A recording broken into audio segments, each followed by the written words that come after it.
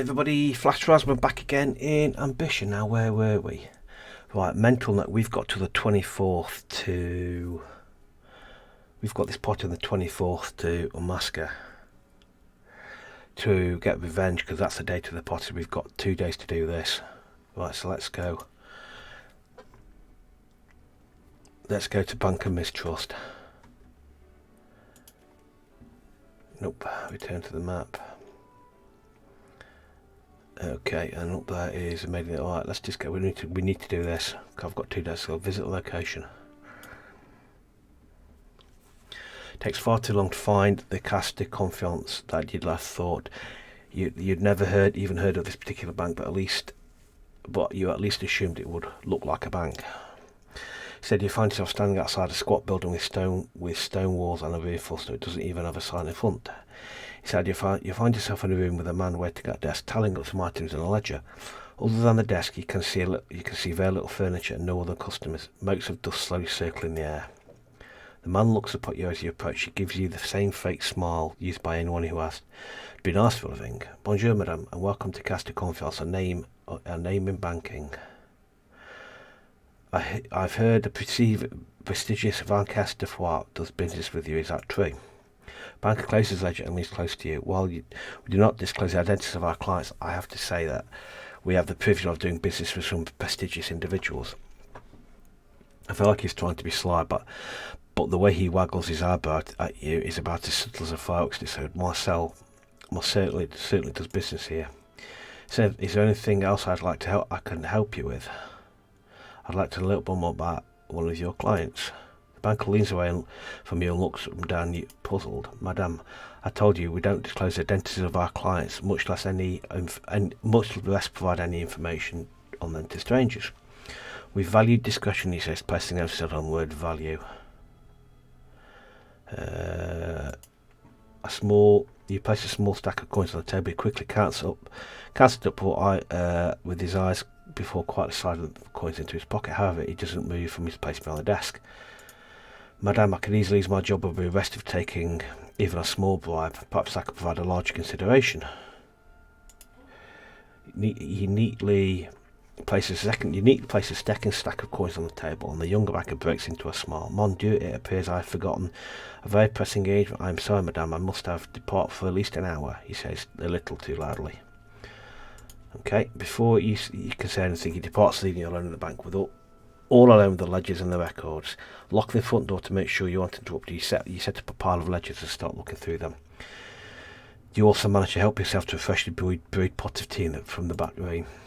Years ago, your father's eyes started to have trouble focusing on small letters, so you had to help him with the accounts. Now it appears, with all those late nights spent in the office squinting at the barely legible expenses you are about to pay off. Flipping through the pages, you eventually find some entries from Marcel's account. She certainly appears to have a fortune one would imagine for one woman in her station, but still you press on. From the looks of it, the rumours of Marcel spent a fortune on her father's funeral were well founded. It must have been a truly lavish affair. Not long after that, when you get to when Marcel's father, Alphonse Dufour, was the account holder, it appears that he was the one who made the family's fortune, not Marcel. While that will make for a good jab at a party, it's not enough. A member of the aristocracy having a fortune they didn't earn is more normal than not. You're looking very deep into the past now, entries that are over 30 years old. Suddenly, everything stops making sense. Martha's father was landless, dead broken under a mountain of debt, and had been for years. He had only gotten by on loans from someone named Gaeton de Vassar, who was also a client at this bank. Then overnight, the account had a respectable sum of money and everything was just starting to work for him. In 30 years, Vaca had made no attempt to pay back his loan to de Vassar. In fact, the first thing he brought with his newfound money was, November the 12th, 1768, reinternment expenses, Symmetre de Calvaire. It looks like he had a lot less respect for the dead than Marcel. You can't imagine burying a dog for as little money as Marcel's father spent to lay whoever this was to rest. Why bother moving someone to a cemetery if they weren't going to do it so cheaply? You write down their etc. just in case. Pauper's grave is now available on the Paris map. Ghoulishly for a moment you wonder if the Viscount Alphonse de Foix killed Levasseur, took their money, but that wouldn't make sense. You just wouldn't kill and rob someone of thousands of livres without someone noticing. Too noticeable besides. What kind of thief would pay to bury their victim? You look through the legend a little further, but you can't find anything else that's useful. All you have is that Marcel's father used to be destitute. His family used to be destitute. They suddenly had a sudden windfall. That and the name of a cemetery with a pauper's grave. You put the books away, put up the cloak of your hood, and disappear through a side door.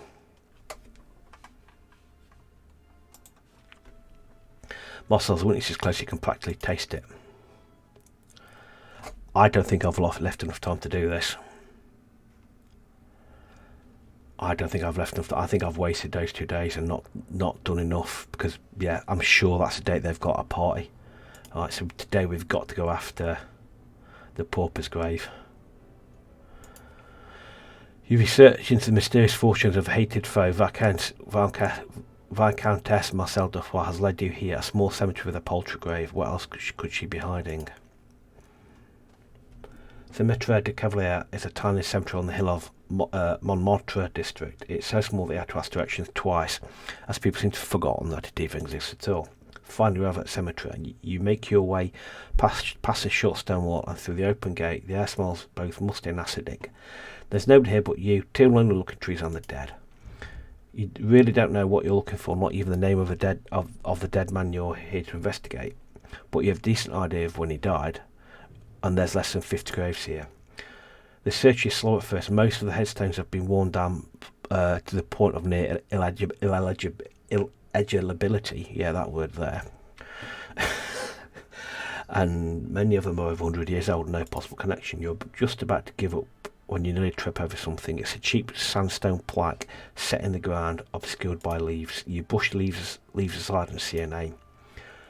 Alphonse Joseph de Foix, born November 23rd, 1690, died November 2nd, February 23rd, sorry, died 1768, in turn here in November 12th, 1768. Okay. Head shaking, you frantically take out a piece of paper and your traveller's pencil, brushing the edges of the pencil back and forth. You take a rubbing of the burial plaque. This is it. This is what you've been searching for. Oh, it makes sense now. Marcel's father didn't kill Viscount Alphonse de Foix. He became Alphonse de Foix. Oh, it makes sense now. The old Viscount, the real Viscount, had been a destitute nobleman. He received loans from Marcel's father, Gaston Levasseur. When the Viscount died, Marcel's father must have found out, impersonated him, and had the grave moved to the cemetery far from prying eyes. A few small bribes to silence the grave diggers, and nobody would be the wiser. That's why the Viscount never paid back his debts, because why pay yourself? So basically, we learned about 3 minutes ago that the Viscount borrowed money from somebody called Gaston Levasseur. So when the Viscount died, the guy just took over his identity and became a nobleman. Marcel's father isn't a real nobleman. He's just using the title of a dead man. With a noble title, it'd be easy to avoid taxes, secure lands, and do all the other things one would need to amass a fortune. If her father isn't a real member of the nobility, neither is Marcel, and that's her weakness. Oh. Her family's storied history, her fortune, it's all but a lie that you know the truth of, and you have the proof right in front of you. You cover the grave mark with a few dead leaves and carefully put away the rubbing you've made of the plaque. Now it's time to find a way to face Marcel. Soon your revenge will be complete.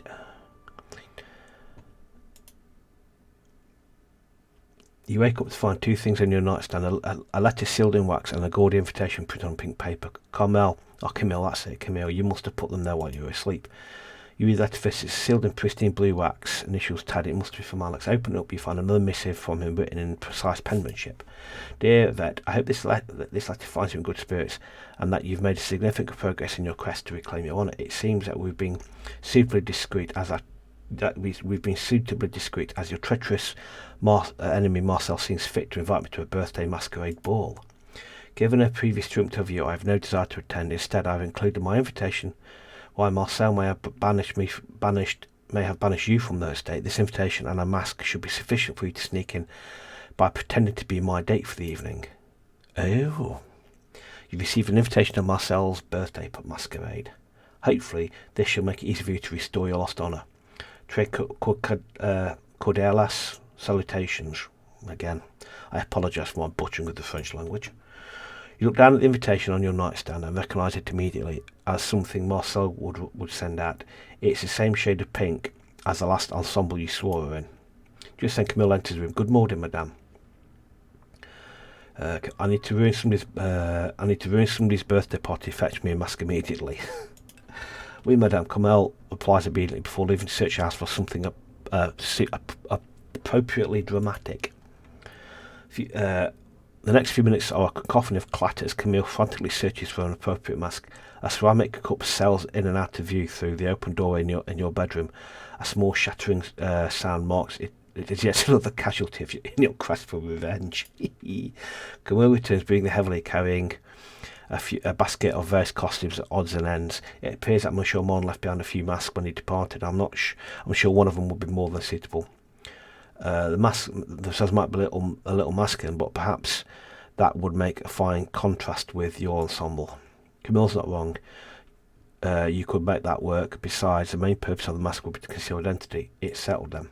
You have an invitation, you have a mask, you have a birthday party, and you just can't wait to ruin. Okay. Rendezvous. Happy days. Oh, cool. Right, revenge then. March onwards. Let's have a look. Suit military. I've got the provincial outfit because we're meeting Alex, and he's a military bloke, so we'll go dressed as military. They like that. After spending the first half of the day getting ready, you head out for your rendezvous. You're neither well dressed nor exhausted. Nothing is holding you back from being your most engaging self. You return to the idyllic Minuet Paradise, which is already packed with enthusiastic patrons clapping in time with the band's music, drinking great gulps of wine and dancing. Alex arrives exactly in time, greets you with a precise banner and a broad smile. Bon après-midi, Yvette. It's great to see you, he says, not even taking a second glance at your clothes. You are once again reminded that military men seem to have little interest in fashion. You get a decent amount of favour with Alex. He glances away from you, taking your location. Free-flowing, drink, raucous fun, Alex and dancing. This is going to be a great day.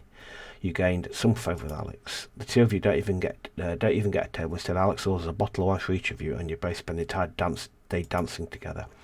By the end of the evening, your legs hurt from dancing and your throat hurts from singing. It doesn't matter. You're both too happy to care. A few years later, you realise that it's starting to get late, and the two of you depart together. Looking at Alex, you feel like today went quite well. I think it went very well. 23rd April 1789. The price of food has been steadily rising for the last few months, as most farmers nearly lost their entire harvest in last summer's unreasonable hailstorms. This was followed by a drought and then by one of the most brutal winters in nearly a century. The reports of starving people in the countryside boiling bark to make gruel. Desperate commoners are abandoning their homes and fleeing to the cities for relief. The people are hungry. Members in nobility like the Duc d'Orléans have raised money to feed the poor, but the problem is simply too vast for an individual act of charity to solve. Finance Minister Necker has spent over 50 million livres importing grain from the rest of Europe, but the famine persists. The people are hungry and angry. Rumours circulate about wealthy aristocrats with secret stores of grain, purposefully extending the famine in order to lower wages and improve their political power. Workers are demanding higher wages from their bourgeois employers, who remain intransient. The people are hungry, angry, and they want They want to do something about it soon. This is one of those real-world conversations, real-world events that happen in the wider Paris and the wider France. That kind of helps us to kind of understand what's going on in the rest of the country as we play through the game. Yeah. Right, so we've got this one now. 2 crown parties. Go to this party.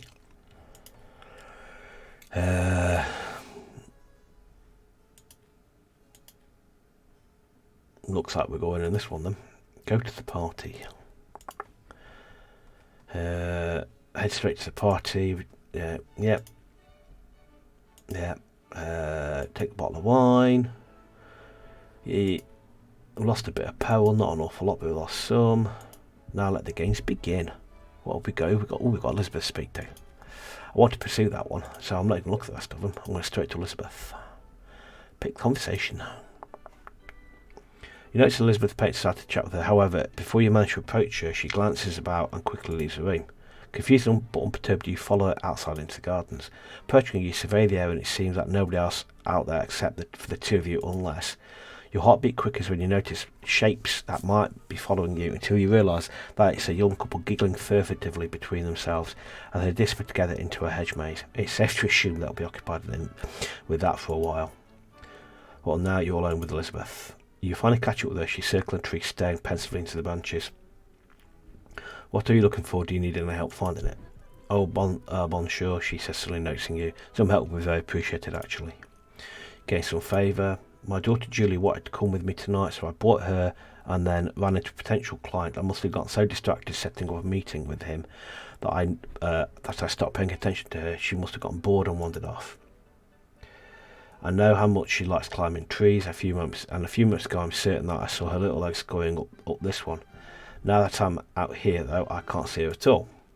Ugh, now I know why she was so insistent on wearing a dark green dress tonight. Here's some parenting advice. Never spend an evening teaching your curious and precocious daughter about colour theory. Apparently all she's learned from it is how to camouflage herself. I shouldn't have brought her here, Elizabeth says, frustrated and defeated. Don't be hard on yourself if you wanted your daughter to have fun. Seaside's mostly because it's nice to know that at least someone here thinks I'm doing the right thing. You gain some more favour with Elizabeth? I always attend these things by myself because I'm really here to find new clients to paint. Fortunately, little Julie doesn't really understand that. She just knows Mama is going to another fancy ball with the queens and princesses every time. She begs me to let her come along. She shakes her head and looks up the tree. Why are children always so eager to grow up? Well, she asked me again tonight and I let her in. I thought that maybe she was old enough. Now I can't find new clients and my daughter probably thinks my life is stupid and boring. You stand there trying to think of something to say, but honestly, you find your parents' own life's pretty boring yourself. That's part of the reason why you're even here. However, you've saved by the sound of rustling branches overhead. Oh, Mama, I'm thirsty, says a voice from up the tree. Jean Lucy Louise Lebrun, is that you up there? No, I'm just a bird. A bird who is thirsty. Mind you, Julie, do you have any idea how worried I was? Come down here right now, I swear I'll climb up there if I have to, she says, slowly slaking up her skirt. It might be a good idea to intervene. Poor Elizabeth is caught scaling a tree. Julie, come down, your mother's worried and she needs to make sure you're safe. I mean, you can stay up there if you don't want a slice of the Queen's cake. I'd love to have it. Wait, what? There's a Queen's cake? I mean, it's covered in special icing and honey flowers that you're not allowed to have anywhere else, but maybe you're just not old enough for it, Elizabeth chimes in. No, wait, I'm coming. Julie scurries down the tree, returns to her mother. Elizabeth mouths a silent thank you to you while she cleans some twigs and dirt off her errant daughter's dress. Gain some little favour with Elizabeth. Well, Julie, her daughter, lost some favour with Elizabeth. Okay. With the dirt finally secured and accounted for, Elizabeth heads inside to the rest of the party in order to find some cake that looks suitably royal. You're left to your own devices and decide to head inside as well before the couple that disappear into the hedge maze start making too much noise. I wonder why. Right, now what? So we've got a Libertine gentleman who is needing your skills in order to extract a devastating plot to revenge Petty Slight. Yeah, we've got appears a party has left their study unlocked. Peril. It's not worth it. Is it worth the risk? We've got a couple here telling stories, some of which proving bolder than others. If you're willing to brave the risk of impropriety, the war may be valuable indeed. There's that one. Or there's messengers rather than all bearing press information. The scandalous issues might be worth a bit if you want to obtain it. That's a big credibility risk, that peril risk that is. Let's go with this part down here. Pick conversation. You find yourself in conversation with some mingling guests. Everyone seems to know each other and they're trading jokes and stories at a rate that's almost impossible to keep up. However, you do manage to snag some indiscreet tidbits that could be useful later. Cheap crime gossip. Oh, tell us a story you told me earlier, the one you heard while you were out with the Duke d'Orleans. That one, I'm not sure if it's a good story from its company. If the Duke d'Orleans told it to you, then I absolutely must hear it. Pray continue. Please, yes, please do. They don't waves for a minute before it gives in. Fine, but remember, you're the ones who asked for it. His friend explains, clasping her hands together. He then launches a story that was a lot broader than you expected. It's entertaining to be sure, but you can definitely see why he was initially uncomfortable sharing it with strangers. In fact, you wonder if he should have heeded that discomfort. We've gained a piece of scandalous church gossip. Of course, everyone still laughs, and you do too. Yet you're also a little stunned. Can so many people even fit in a single bedroom?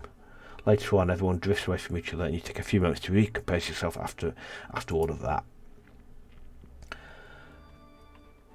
A group of Asgats have been trying to secure foreign sources of grain. It is as they claim to dispute starving. Okay. Okay, continue. 24th Avril 1789. Party time, or revenge time. So, doop-de-dum-de-dum.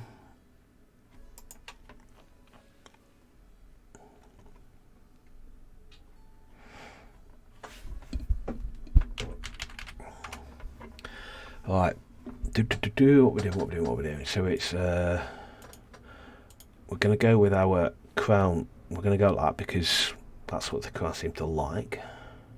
We're exhausted, but it doesn't matter. You spend some time waiting in a long line. That so the appears Marcel has invited all of the great and good of Paris, the ones that particularly meet a particular standards at least. Your heart races when you think about all the people in this line who may have witnessed your humiliation at that fateful party all those nights ago. You inhale deeply through your nose in an effort to calm yourself and realise that the mask still faintly smells like almond. You check a tiny mirror you keep in the car. You see you're still wearing your provisional dress. Okay. Not changed much. Unfortunately, you feel exhausted. Okay, so credibility's gone down. Digested by the guests around you, you listen carefully to what of the conversations. For any sign that you might recognise you while doing so, you manage to pick up an interesting rumour. More gossip. You slowly regain your composure when you note a lack of second glances in direction. It appears that the mask has really done the trick. It's in terms of concealing your identity. Inside, you see the same doorman as before. He seems to be enjoying the opportunity to boss around anyone trying to enter the party. Attention, madame. Hand over the invitation. He looks at the invitation, make a correction of inspector authenticity. After it passes muster, he places a paper inside his coat. You may enter. He quickly takes the gift from your hands, it off to another servant. As you enter the party, you can hear whispers of other guests noting your generosity. They did not know that you had Camille pour the original bottle out and fill it back up with the worst one that should worst one. Oh, fantastic! Let me read that again. They don't know how you had Camille pour the original bottle out and fill it back up with the worst one that she could find. That's for Marcel to find out later. Okay, Pale's gone down. Your vengeance is nigh. Right, so we've got 4 conversations of this time. We've got conversation with a clever woman could use some valuables, so it's fine. Basically, get rid of some musicians, get some gossip. This is messenger. Let's go with this one on her own. Okay, let's go pick conversation. Across the room, you spot someone fuming by themselves. Her clothing is resplendent and generally above the stage she's seen at this party. She carries herself with quite dignity, yet nobody's talking to her. That alone makes her someone worth investigating. Oh, bonjour, madame, she says with a mild inclination of her head towards you. Are you here to rub salt in my wounds, I take it? I don't know why you stand by yourself. So you want to know my story? Well, then at least that tells me you actually care. You got a little credibility. Before all of this, I was a courtier at Versailles. My style was rising quickly. I was even officially acknowledged by the Queen. Then I made the mistake of inviting the Queen to an opera, which she adores. I thought she'd love the performance as well, but the script had been changed. I know this was the work of one of my rivals, but I can't prove it. The performance I was so proud of was instead awful, crude and distasteful. I was humiliated to the point that I could barely show my face outside for a week. To put it simply, Her Majesty the Queen sent an intermediary. This servant politely requested that I remove myself from Versailles temporarily. which means by the time my transgressions are forgotten, so will I be forgotten in turn. This means I will never be invited back to the palace, which is an absolute disaster. I've never been more furious in my life. While revenge is just one more small secret away. Did you at least do something exciting before your fall, or was it also trivial? Revenge, you say. One loose-lipped secret would dishonour me. My chances may be slim, but what you're asking would make it impossible for me to incite his good graces at all. Have you gone mad, or do you just not care at all? Oh, okay, that didn't go well. No, okay, she swirls away from you without even a simple farewell. She storms away. Some of the other guests whisper about you from behind their hands. Shrugging off this setback, you begin to search for something else you can do at this party. Hopefully you'll be able to salvage something from all of this. So we've got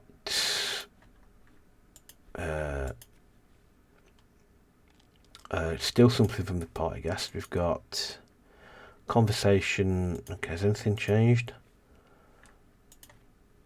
Absolutely bursting. Seems as did I discuss something with the host? Concern the host? No, because the host is not going to be important. So let's go for this one.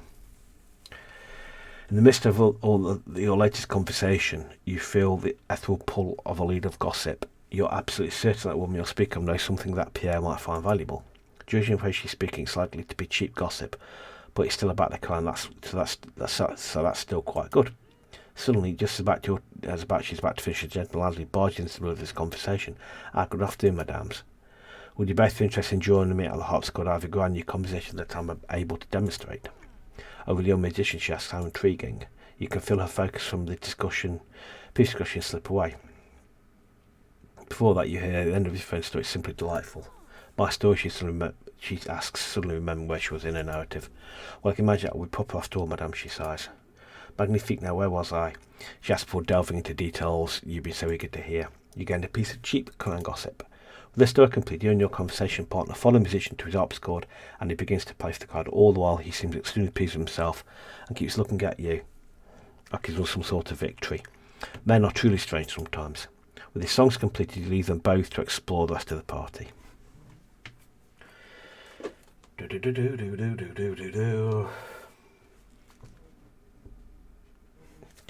Right, so we've got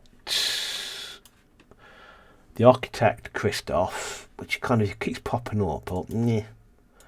We've got a messenger at the door, outrageous kind of gossip. We've got has left a study unlocked. Might be an opportunity to steal something someone of a more scrupulous nature. Let's do that. Come rob from her. What could possibly go wrong? Pick conversation. Walking on the party by yourself, you notice a room with a stately desk appears to have been left open, and unattended. The desk is scattered with important-looking papers. Perhaps you should skulk around for a moment. Unattended valuables. You close the door behind you, make sure you can go about your work unobserved, but you're still keenly aware of how it might look if you're caught doing this. You gain a little peril. You offer the drawers of desk, search for loose coins, precious stones, all the valuables you could take with you. Your case clearly has more than enough money. They'll never miss this. Your efforts pay off when you manage to find a single ruby ring. A single ruby probably intended to be set into jewellery later. Your 33 livre. Secreting the gem in your person, you also tried to sell what to do next. Oh, do we get greedy? Increase your pale medium amount. No, it's a good time to leave. You just see through the closed door behind you. One of the chambermaids rounds the corner and eyes you suspiciously. Instead of staying to come up with some outrageous excuses for something never actually saw, you simply leave her behind, seeing you're back in the party, among the party proper. This is it now. This is it. Here we go. Right. God, it's just ridiculous that. Okay, prepare yourself for your vengeance is close at hand. Now is the time to slip your mask and to tear off Marcel's as well. All of your plans, your investigation, your illicit dealings have led to this point. Pick this conversation. You time your movements perfectly. Walking just as all the other guests filter out. Then into the rest of the party itself. You and Marcel are alone. You close the door, ensuring that the two of you will have the privacy that you require. The sound of the door closing, Marcel's turns around to look at you. Judging from her unsteadiness, she's had a little too much to drink. She squints curiously at you, obviously trying to figure out who you are under your mask. Do I know you? She asked, taking another long sip from her wine. Well, you told me never to show my face here again, so I thought the mask was appropriate. Here's a hint. I spent a long time getting what I needed to ruin you. No, it can't be you. To what do I owe this intense displeasure, Yvette? I'm looking for my dear friend, Guillotine de Vasseur. Ooh, you have a lot of secrets, Marcel. How would you like those secrets to stay hidden? I hope you like gravestones. The mention in Marcel's voice tightens. How dare you speak of his name? That merchant was very good to the family, yes. The Defoe lineage has had some difficult financial times, but he helped restore us to our rightful place. We are well known and we are respected. Never forget, the word of a nobleman like myself is far worth more than a single accusation from some abandoned commoner. All you have is words and impotent anger. It's funny, I was going to do the exact same thing to you. With that statement, Marcel's face screws up in disgust. But she still looks irreverent. She reads every filthy secret you've patiently gathered for days. With every page flip, her trepidation and her fear turns into anger, into rage. What do you want from me? She asks through gritted teeth. I'm here to drag the skeletons from your wretched closet into the light to break you. To break me? That's the most laughably stupid thing I've ever heard myself spit. Her voice dripping with undisguised venom. She takes a long, messy drink from her wine glass, finishing it.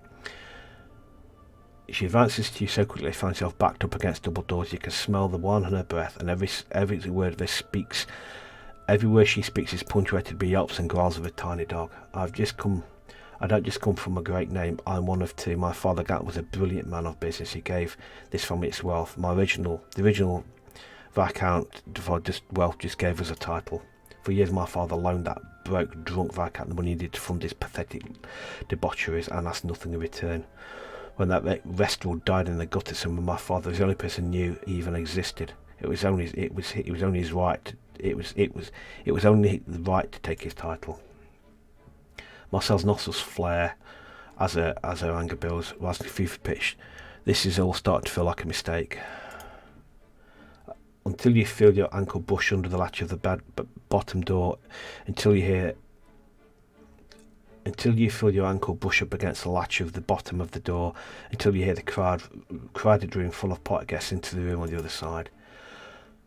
Her eyes close as she angrily lectures you. Only two things matter to this world: money and reputation. I have both. It doesn't matter what evidence you put down. I can make the truth whatever I want it to be. And all those people out there will lap it up just to be on my good side. Why, you ask? Let me spell this out for you. She coils like a snake prepared to scream. Open the door. With a quick flick of your foot on the latch door, the door opens behind you and you spill into the other room, drawing the attention of a confused silent crowd, all eyes focused on you just until I hear Marcel shriek. I'm Marcel de Vasseur. I am Marcel de Vasseur. I have everything you and you have nothing. The already quiet room falls deathly silent. Slow murmurs of confusion build. 100 confused voices build on each other until they form a dull roar.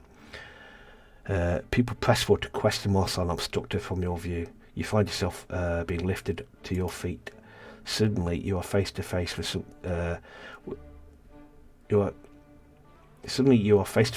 the same guest who helped you up. What's going on? What is Countess Marcel talking about? Go to the cemetery de Cavalier can ask a real Viscount de Foix. The cemetery, but no one would be buried in such a tiny. The masked guest trail off mid-sentence, and she and her friend seem to answer the question for themselves at the same time. The answers seem to dawn on both of them. 1,000 single, strange little details, each ignored individually, suddenly coalescing into an undeniable picture.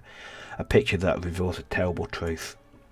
Wait a moment, you're Vectic, aren't you? One of the women suddenly asks. Yes, I am she. I knew you seemed familiar, the woman exclaims excitedly.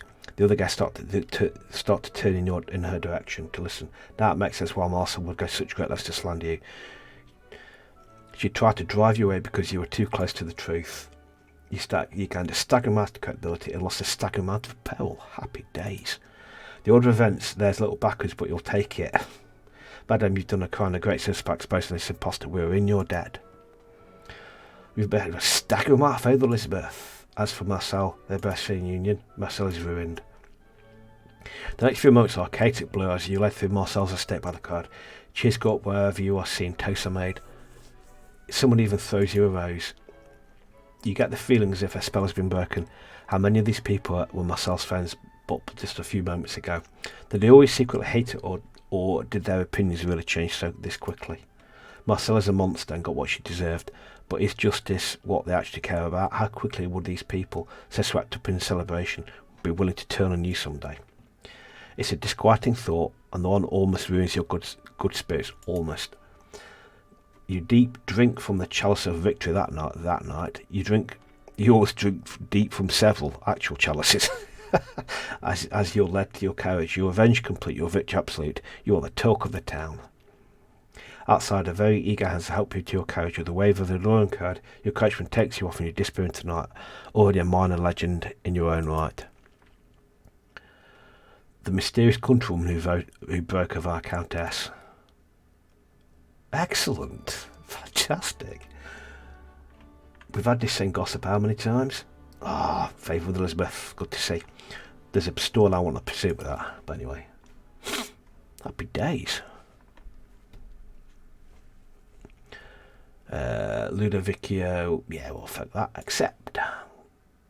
I declined it. Oh, you pillock. I didn't mean to do that. Right, let's see if I can I accept? How do I accept? Close. Oh, hang on. No. Let's pick a location. Got a second. Right, go. Hang on. Return to the estate. Declined it. I didn't. So I can't. And now I can't now. Oh, that's annoying. I wasn't concentrating on that at all. Let's try this one. Let's pick a location. Let's see if we can make it up to him.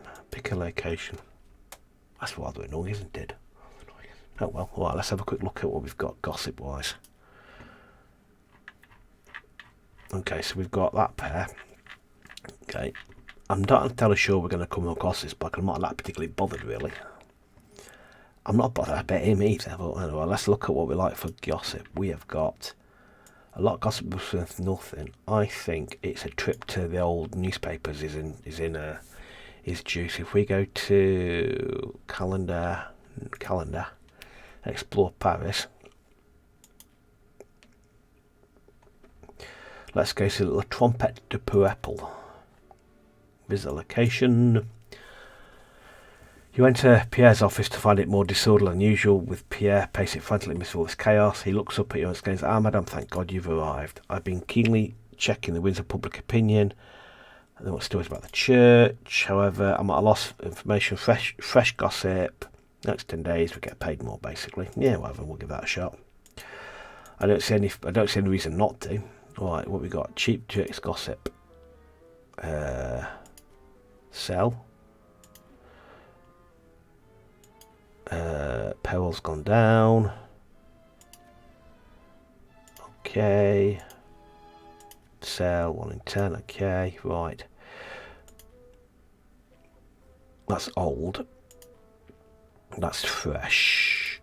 1 in 4. Okay. Bourgeoisie gossip. 1 in 3. And I think shocking gossip. 1 in 3. That's a risk, but let's do what can possibly go wrong. That'll do for the time being. Okay. You look at Camille. You look up at the sound of Camille knocking on your door phone. Good morning, madame. Yeah, pay him. Merci beaucoup. Camille delivers the money, and with the business concluded, they may continue. Explore post. He didn't accept her invitation. Waiting response. Okay, let's do another. Let's go to there, and let's. Can I do? Can I? No. Can I not? Can I not do the following month? So, how do I do a rendezvous then? Am I complete? I suppose I'm going to wait for a response on that one. I've got to wait for a response for that. He's not going to respond to it. I'm so annoyed with myself about that. Right, let's just explore Paris, see what we can do something else to entertain us. Working up the nerve. Okay, we'll go down here. Tea and talking. Also a certain soldier. Okay, what about over here? Artistic license. Okay, let's visit this location. Make sure I've not missed anything. Tea and talking. Visit the location. You decide to spend the day in the square near the water fountain. It's so humid today that you spent if you spent any more time inside than you were afraid you'd. Let's start that one again. It's so humid today that if you spent any more time inside, you were afraid that you'd suffocate. You have no idea how Camilla's managing to keep working in the kitchen with the fire going, but you're glad she can do it. Even on the edge of the fountain, cooled by the light mist, you're sweating like a horse at full gallop. What a lovely sight. Without the breeze to accompany it, you feel disgusting, secretly dread the idea of someone coming to see you like this.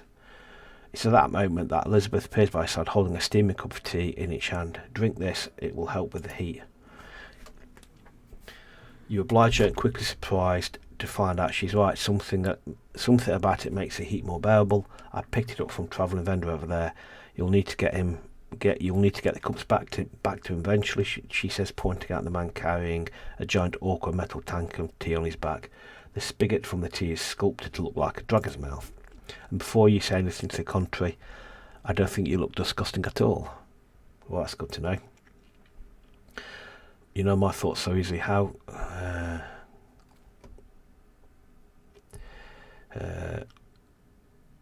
hang on. So characterisation, it does not impact your path or starts to speak to your mind. It's quite bold to assume I thought I looked disgusting. I have you know that your facial expressions are very easy to read when you think nobody's watching. Not that I watched you a lot, as Elizabeth suddenly turns away and blushes. It's just that examining people's faces is something I do. I'm an expert of sorts. If it is that you, rings out a voice from the crowd. Alex strides over to the two of you and finally dismounted from his horse and holds his reins. The crowd easily part for him and his animal. Looking at the two, Alex suddenly takes a step back. Oh, mon Dieu, how rude of me. Was I interrupting something? No, not at all, Paris, Elizabeth replies. In fact, with you here, Yvette and I don't have to worry about this strange men barging into our conversation. Don't worry, I'm on watch, Alex laughs, stepping closer to both of you, scanning the crowd attentively. The three of you spend some time catching up on stories, but you get the sense that Elizabeth and Alex don't really know how to act around each other. And that's not so tension, the two of them, but there's a wariness. May I, Alex grunts, she said, I lost track of time. I need to resume my patrol. At the corner of eye, you can help but notice Elizabeth looking excited by the prospect of spending more time with you alone. Would you care to join me for a little while on my patrol? Elizabeth and I are going to spend a day here. Good luck with that. Good luck out there. Bon chance, Corporal Damas explains. Elizabeth explains an agreement, shifting a little closer to you. You gain some faith with Elizabeth. Yes, thank you, Alex replies, obviously not anticipating this turn of events. Oh, he's not happy. Oh well. With that, Alex mounts his horse and returns to his duties. You and Elizabeth spend more time together talking over tea. It's not that you've anything wrong with Alex per se, just being alone with Elizabeth is different. Really, you find out that to be true of any situation where only women were in attendance. It's not to feel like you're struggling to be heard because everyone understands the same thing. It's not to feel like you're struggling to be heard because everyone already understands the same thing. You spend your time together catching up, unwinding as you close to each other on the edge of the fountain. Elizabeth says their blows about meant so many things, but there's something extremely cute about how anything close to romantic affection in public makes her nervous. You never do anything more overt with your hands than push against hers, but it's fun to watch her heart race. Excellent. Right, just as you're both to, however, right as you're both about to finish up and say goodbye, Elizabeth takes your hand in both, as I says, this has been wonderful, thank you, Yvette. With that, she leaves. Today feels like it's been a good use of your time. I think it probably has. A week ago, wallpaper manufacturer Jean-Baptiste Vivian made a speech demanding bread prices be lowered to something workers could afford. However, his speech was misinterpreted as a plan to control the wage of workers. Last night, a protest at his factory resolved peacefully. Today, however, is different. Yesterday's crowd returned today. They were fewer in numbers but greater in anger. However, the watchmen of the Great Royale were tipped off by a former participant from yesterday's protest. Aware of the new crowds of violent intent, they wasted time with cracking down individual groups before they could coalesce as a single mass. A mob of angry citizens who grew in power and bravery with every additional person. Once large enough, it can become as powerful as a tidal wave. For small groups, however, it can be pushed aside as easily as the rain. The factories were left unharmed. The bourgeoisie gained a decent amount of power. The organisers of the protest, men and women, were rounded up and will stand trial the next few days for sedition, conspiracy against the crown. If they're found guilty, they could be hanged. Several aristocrats and generals have expressed concern for the possibility of future violence and suggested using the soldiers of the Garde Française to help maintain order. The king has forbidden this, expressing full confidence in Great Royale's ability to patrol the streets of Paris. The military has lost some power. Even more praising the king for his even-handed judgment, saying that the present soldiers on this would have only increased tensions. Crown's gained some power. The violence has been contained for now. Again, it's more of a tell us. Chapter 2: Playing to win. Okay. You wake up from a fitful sleep. You spend an hour rolling around in bed instead of actually getting up. Given how dangerous the situation has become, you haven't left your house in several days. Your man keeps coming back to the large events of last week. How a mob of peasants simply overran the holdings of one of the wealthiest and most powerful men in France. There's nothing special about those people, yet they so easily defied the laws of His Majesty the King. It brings to mind what we call power in a partner dance between the ruled and the ruled. To those watching the dance, it feels like the small pushes and pulls of a ruler represent absolute control, but only because both partners know their role so well. That's the power of good theatre. It makes imaginary things seem more true than reality. However, the truth is that a single misstep by either partner could cause the entire dance to break down.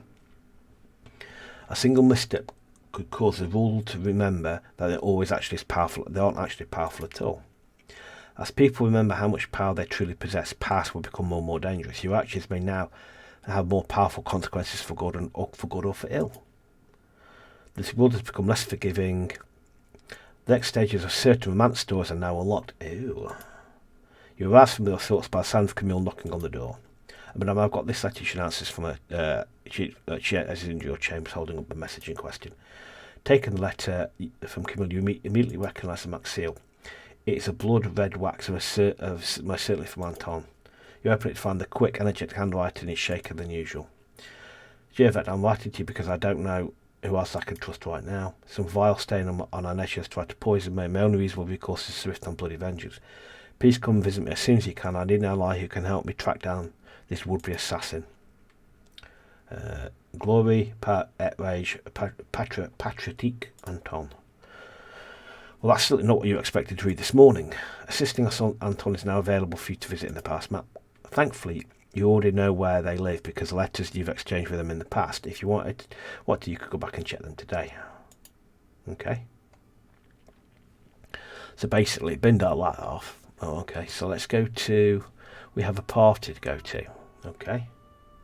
And it's a party we're going to go to next time because I'm going to leave that here.